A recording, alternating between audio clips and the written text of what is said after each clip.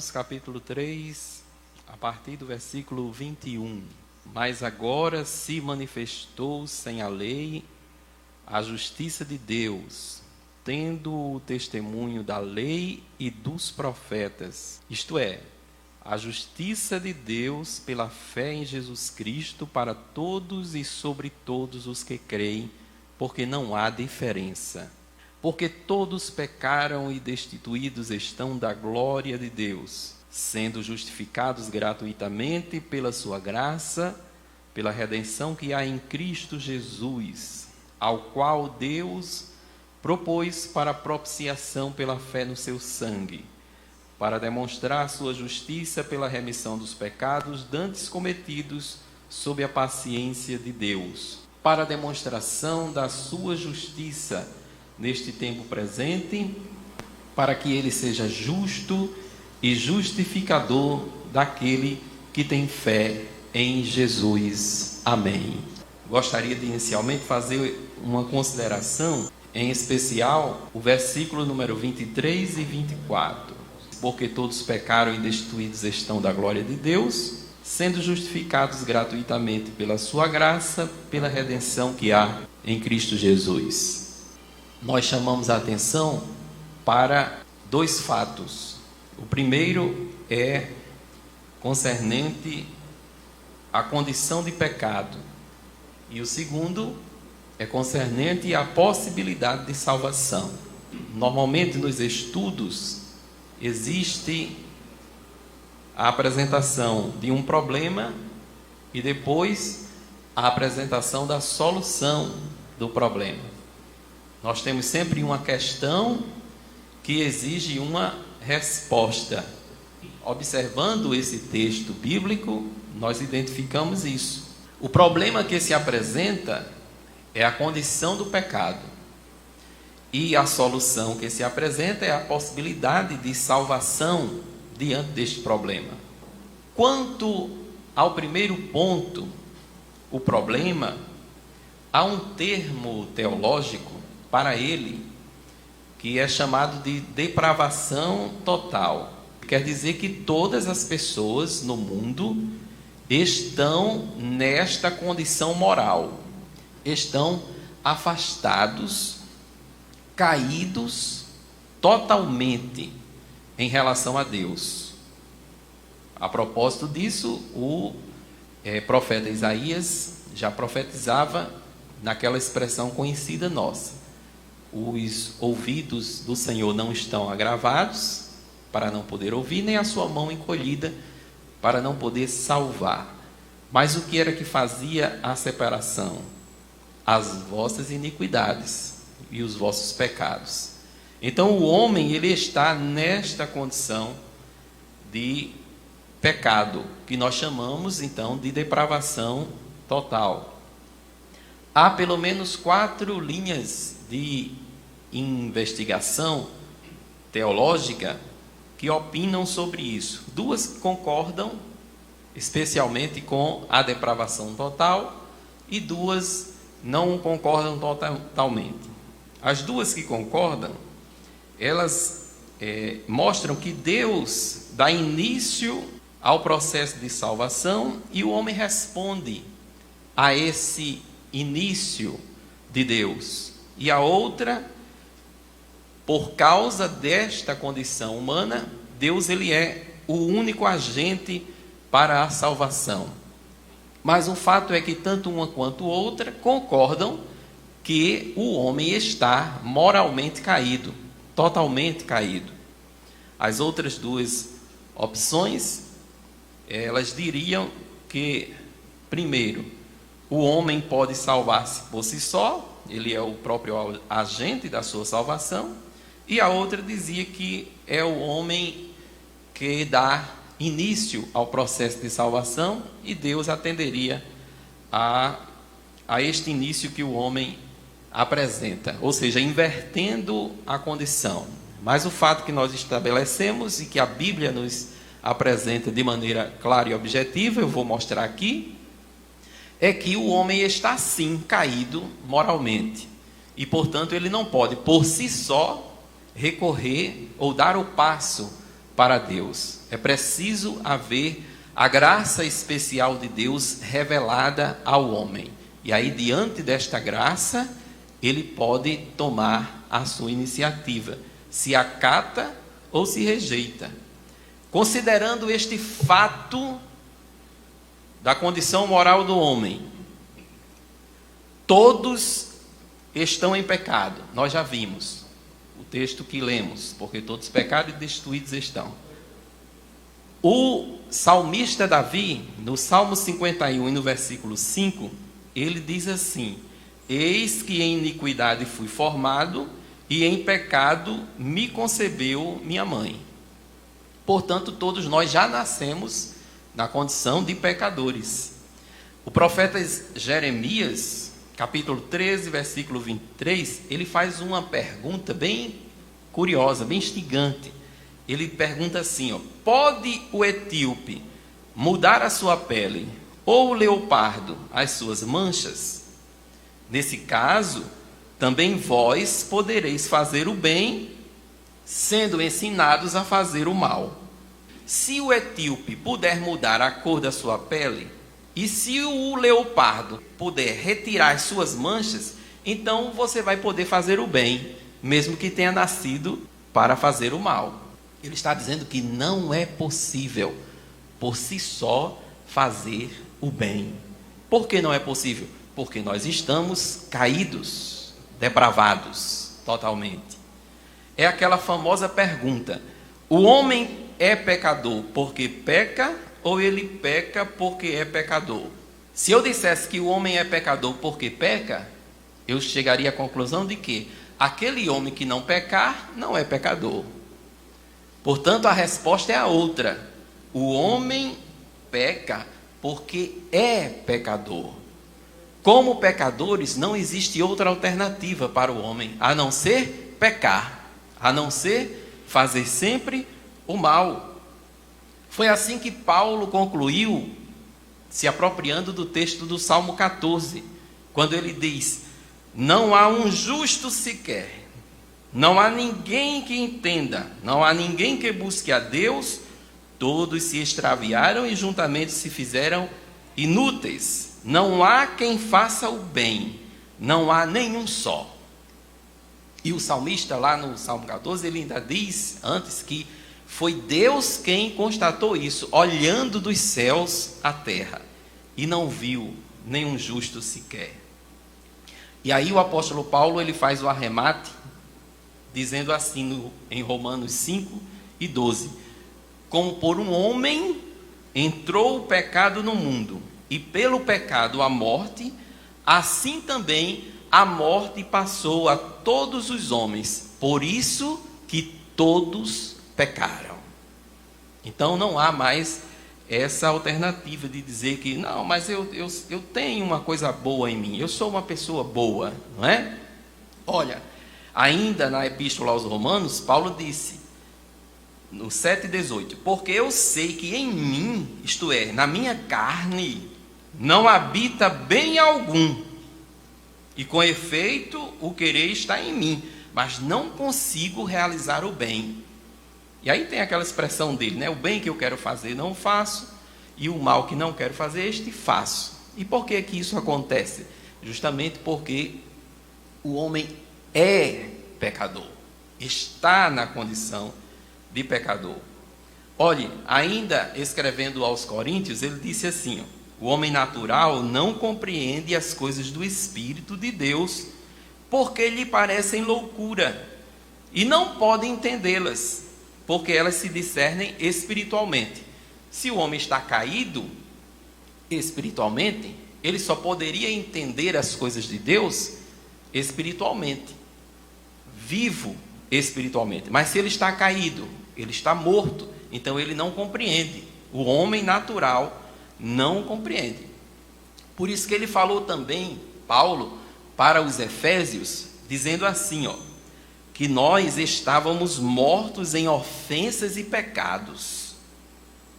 E ele diz, em que noutro tempo andaste segundo o curso deste mundo, segundo o príncipe das potestades do ar, do espírito que agora opera nos filhos da desobediência, entre os quais todos nós também antes andávamos, dos desejos da nossa carne, fazendo a vontade da carne e dos pensamentos. E éramos, por natureza, filhos da ira, como os outros também. Que situação degradante, não é verdade? Por essa razão é que há situações de rejeição que a Bíblia apresenta. Veja o caso daquele mancebo rico que chegou para Jesus e disse: o que eu posso fazer para ter a vida eterna? Jesus disse: os mandamentos, citou, fez uma lista. Ele disse: desde a minha mocidade eu pratico isso aí. Como quem diz assim, eu tenho alguma coisa boa, né? Aí Jesus diz: falta-te uma coisa, vende tudo quanto tens, dá aos pobres e terás um tesouro no céu. E aí, qual é a conclusão? O mancebo, ouvindo esta palavra, retirou-se triste, porque possuía muitas propriedades. Ou seja, a sua condição de pecador não possibilitou ele, por si próprio, de reerguer-se, de levantar-se da sua situação pecadora.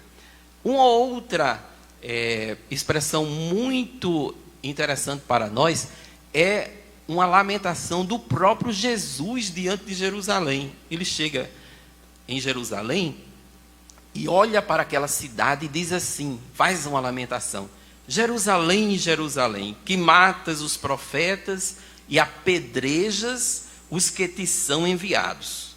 Quantas vezes quis eu ajuntar os teus filhos, como a galinha ajunta os seus pintos debaixo das asas, e tu não quiseste. Por que não quis? Porque não está propenso ao bem, está propenso sempre ao mal.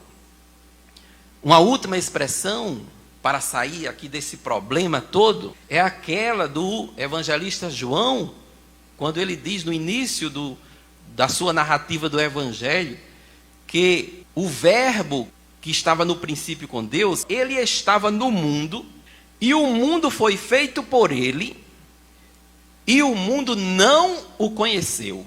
Veio para o que era seu, e os seus não o receberam.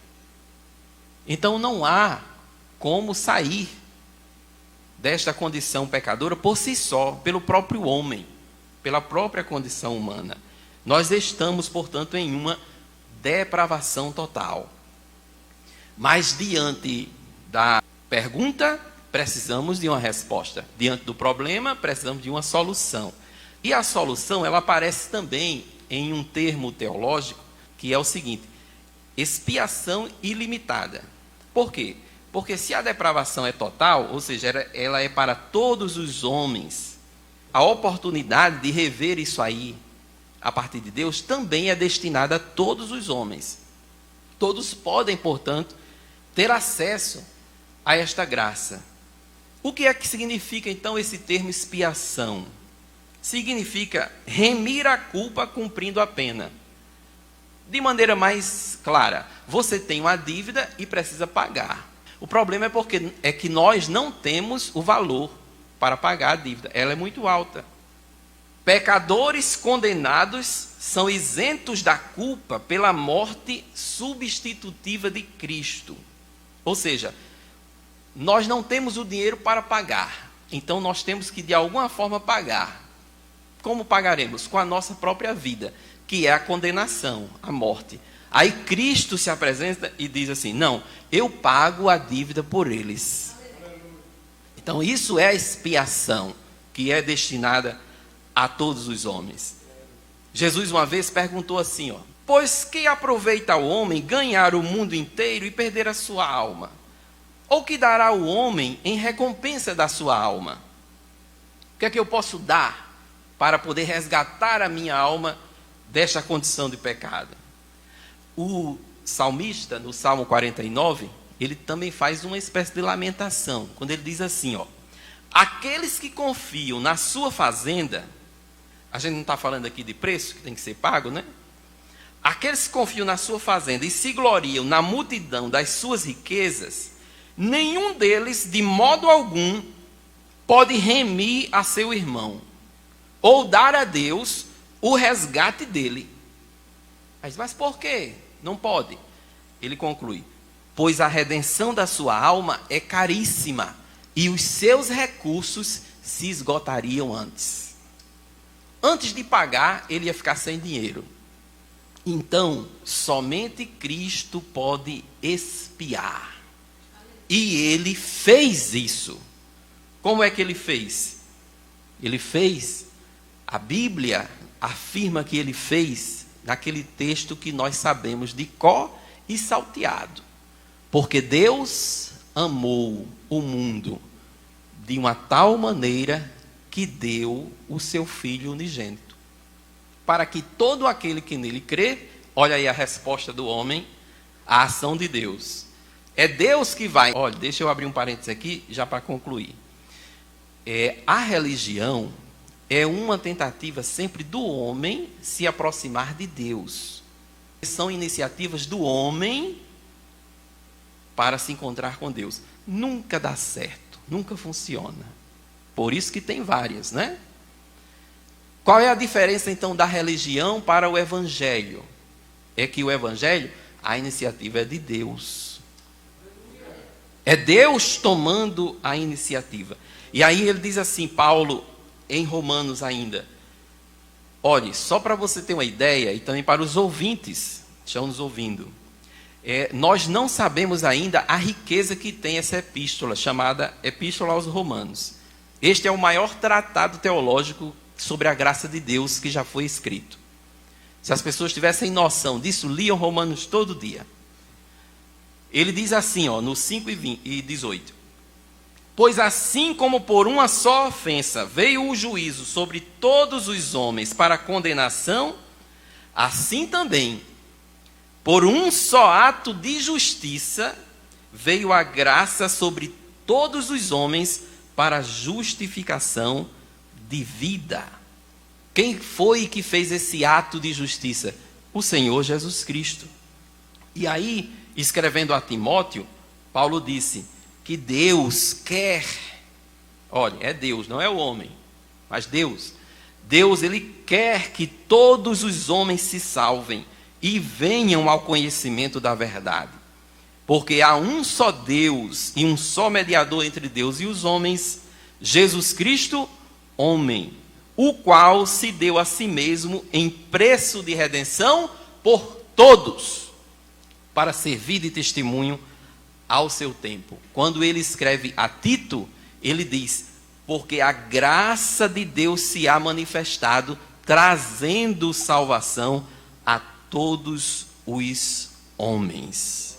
Finalizando a nossa reflexão, mostrando agora a solução para o problema do pecado, é que existe a possibilidade de salvação e ela está em Cristo Jesus. O apóstolo João, na sua primeira epístola, no capítulo 2 e no versículo 2, falando a respeito de Jesus. E ele é a propiciação pelos nossos pecados. E não somente pelos nossos, mas também pelos de todo o mundo.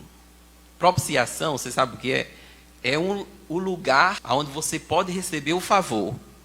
Aonde é que eu posso receber o favor? No lugar específico, chamado propiciação. Quando Deus instruiu Moisés para fazer o tabernáculo, e o instruiu para fazer a arca da aliança, onde estava lá as tábuas da lei, né, o maná do deserto e a vara de Arão. Pronto. A arca ela precisava ser fechada. E aí ele fechou com a tampa. E em cima da tampa colocou 2 querubins feitos artesanalmente de ouro. Pois bem, essa tampa, ela era chamada de propiciatório, aonde Deus nos é propício. Aí, João está dizendo assim, que a propiciação, o lugar aonde podemos alcançar o favor de Deus, está no próprio Jesus Cristo.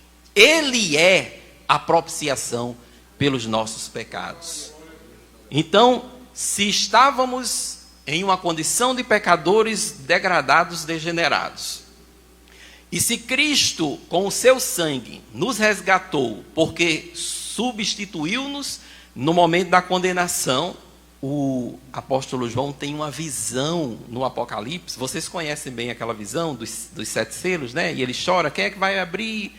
Quem pode abrir? Aí ele diz, eis o leão. Ele viu o leão da tribo de Judá, que venceu para abrir o livro e desatar os selos. Só que na hora que vai desatar os selos, aí desaparece a figura do leão, aparece a figura do cordeiro. Porque quem foi morto não foi o leão, foi o cordeiro. Nós não fomos resgatados pelo sangue de um leão, fomos resgatados pelo sangue do cordeiro. Mas quando ele está se referindo à vitória, aí ele chama a figura do rei da floresta, é o leão. Por quê? Porque o leão é a divindade de Jesus e o cordeiro é a sua humanidade. É o Jesus divino e o Jesus humano. Ele se completa, são figuras, não é? E aí os 24 anciãos, depois que se apresenta o cordeiro para abrir os selos, os 24 anciões, eles começam a cantar. E aí eles dizem assim, digno és de tomar o livro e de abrir os seus selos, porque foste morto, e com o teu sangue compraste para Deus homens de toda tribo e língua e povo e nação. E para o nosso Deus os fizeste reis e sacerdotes. Que maravilha. Que Deus nos abençoe em Cristo Jesus. Amém.